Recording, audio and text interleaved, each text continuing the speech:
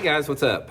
Welcome back here to today's edition of Advanced Bass Fishing, and really appreciate you guys swinging by the channel. Check out today's episode. And guys, today I want to talk about some tips and advice on fishing these big glide baits here, specifically in the upcoming fall season of the year. Glide baits, there's two primary windows that they work good. One is in the springtime of the year and one is in the fall time of the year. Each one of them sort of has there's characteristics and there's things about each particular season that you really need to know about glide baits. So we're going to talk about that today and give you guys some good overall tips on glide bait fishing. If you've never caught one on it, maybe this will help you get your first fish on it. Also, guys, before we get started, a quick reminder, I just wanted to invite everybody, if you guys are looking for a really good bait caster that has some other advantages to it, guys, please check out this Garcia Zata tact reel. This reel right here, the proceeds of this reel go to our first responders and our retired military. I'll put my Tackle Warehouse link in the description. You can order one. I'm not sponsored by them or anything. I got mine at Tackle Warehouse too. But it's 7-to-1 retrieve reel. It's got a big, smooth, meaty meaty handle, super smooth drag, super smooth push button. Love this reel, man. It fits so good in your hand, casts a mile. So if you guys are looking for a really good deal on a bait caster to help some good causes, again, I'll put that link in my Tackle Warehouse description in this video here. Okay, guys, let's talk about the glide baits here. A lot of different type of glide baits out on the market. Most of them are anywhere between 6 to 10 inches long. This is that Megabass iSlide. This is actually a homemade version here. I'll put my glide bait link in the description of this video too at Tackle Warehouse if you guys want to pick a couple up. But they're all very similar in the fact that they're designed to resemble large bait fish or perch. Some of them like this are designed to resemble bluegills. Some of them threadfin shad, some of them gizzard shad. I've seen crappie patterns, but they are large baits. They're designed to catch big fish. They're big baits.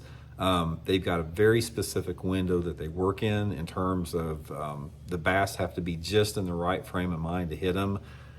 First thing you'll know if you guys fish glide bait, and even if you don't, or one of the big realities about it is that you get a lot of bass that look at a glide bait and never touch it.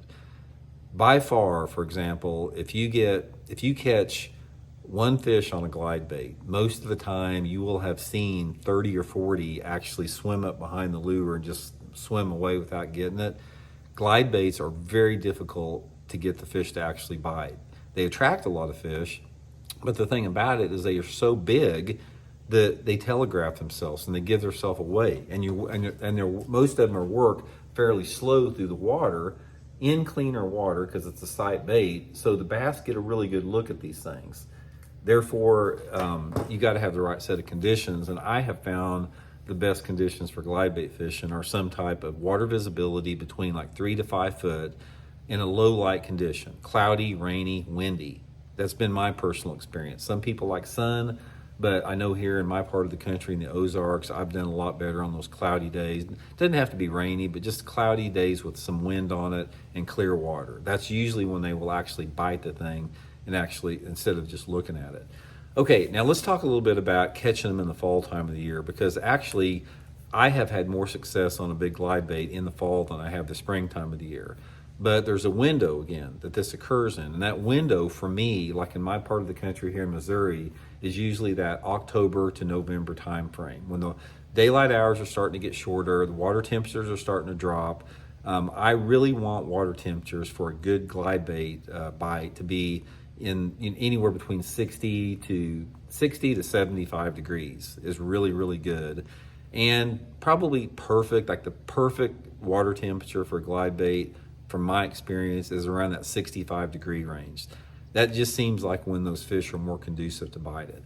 So what you want to look for in the fall time of the year, a lot of it depends on the structures that your lake has, but for the most part, you really have to focus on windy banks and points that I have found. That's been my number one thing, is I'll get out specifically like on a channel swing bank or a bluff bank or a point, and I want to have some fairly,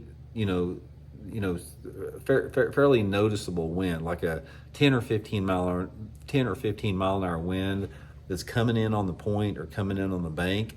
And that's what I'm throwing that glide bait on, because that will allow them to make mistakes during those windy conditions. That's the number one scenario that I've caught fish on a glide bait.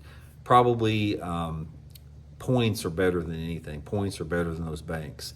The other structure that they work good on is coming past a hard target close. Like say, for example, throwing a glide bait next to a boat dock, throwing it next to a lay down tree, throwing it next to a grass edge, something like that. I, again, have caught more for the two structures I've caught the most on a glide bait in the fall have been on points, and the second one is around boat docks. And especially if you have boat docks that have spotted bass in it.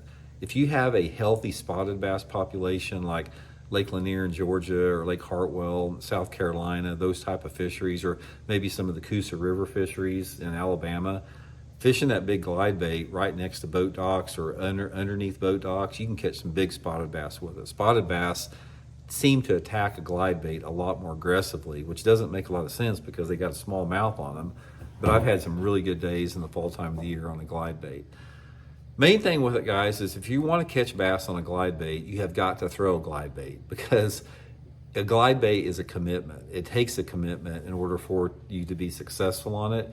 If you're one of those anglers out there that, put on a big glide bait like this and you chunk it around for 15 or 20 minutes and you don't catch anything on it, and it's hard to fish, it's heavy, it's cumbersome, it's very easy to put the thing down and think they're not biting it. But every glide bait fisherman that I've ever talked to that is really good and has caught big ones on a glide bait and has consistency, they go fishing with one rod, they take one bait or one glide bait and they throw it all day long. They don't put it down.